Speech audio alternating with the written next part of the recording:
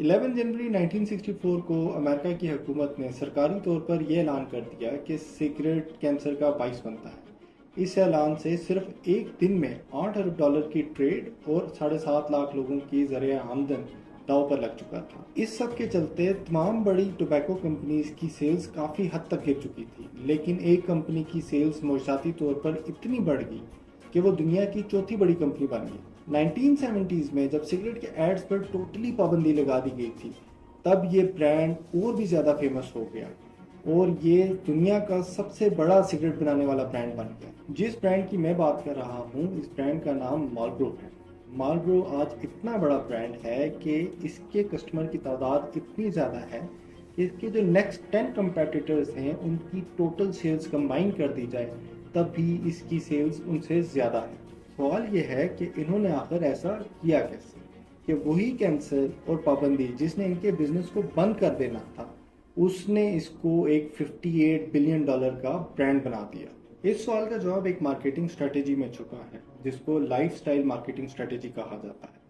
इसको एक बहुत ही सादा एग्जांपल से समझने की कोशिश करते हैं। अगर आपकी पैदाइश 90s की है और आप इंडिया से हैं, तो यकीनन आपने सचिन तेंदुलकर को MRF के बैट के साथ खेलते हुए देखा होगा। और मैं शर्तिया कह सकता हूं कि आप या आपके दोस्तों में से कभी ना कभी किसी ना किसी ने MRF के बैट से खेला होगा।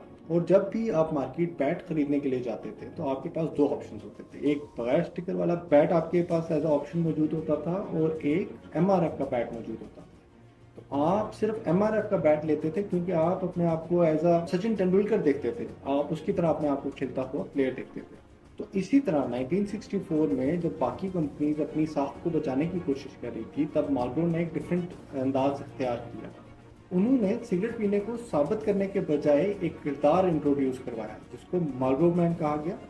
ये मार्लबोरो मैन एक आइकन था जिसको लोग एज अ लव बर्ड भी देखते थे, स्ट्रॉन्ग मैन भी देखते थे और एज अ कार बॉय भी देखते थे। मार्लबोरो मैन कंपनी के लिए एक गेम चेंजर साबित हुआ। एक साल के अंदर मार्लबोरो दुनिया का चौथा बड़ा सिगरेट बनाने वाला ब्रांड बन गया था। हकीकत यह है कि इन एड्स का फोकस बिल्कुल भी सिगरेट्स पर नहीं किया गया था, क्योंकि सिगरेट के एड्स पर तो टोटली पाबंदी थी।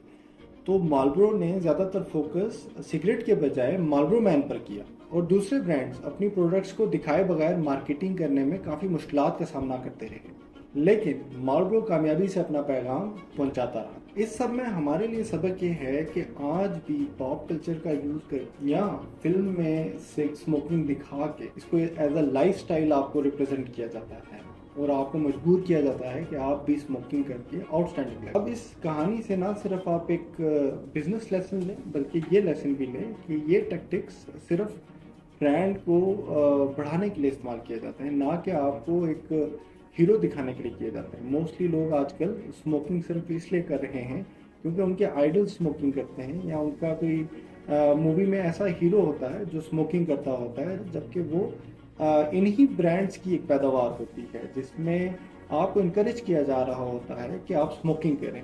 मोस्टली वो लोग स्मोकिंग करने के लिए रेडी भी हो जाते हैं जो एक्टर्स को अपना आइडल समझते हैं। तो इसमें मेरी नसीहत यह है कि हमेशा याद रखें कि गैर ज़रूरी चीज़ें मत खरीदें और जो आपकी सेल्फ अवेयरनेस है उस पर ज़्यादा फोकस करें, ताकि जो आपकी पर्सनैलिटी है आप उसको वैसे ही तस्लीम करें, ना कि आप अपने हीरोज़ को इमिटेट करके या उनको कॉपी करके आप उनकी तरह का लाइफस्टाइल बना के अपने आप को उनकी तरह शो करना शुरू कर दें, वरना दोबारा से कोई अरबों डॉलर की कंपनी आपकी इस कम अकली का फ़ायदा उठा ले। अगर आपको ये इन्फॉर्मेशन पसंद आई हो तो काइंडली लाइक, सब्सक्राइब और शेयर ज़रूर करें। Thank you.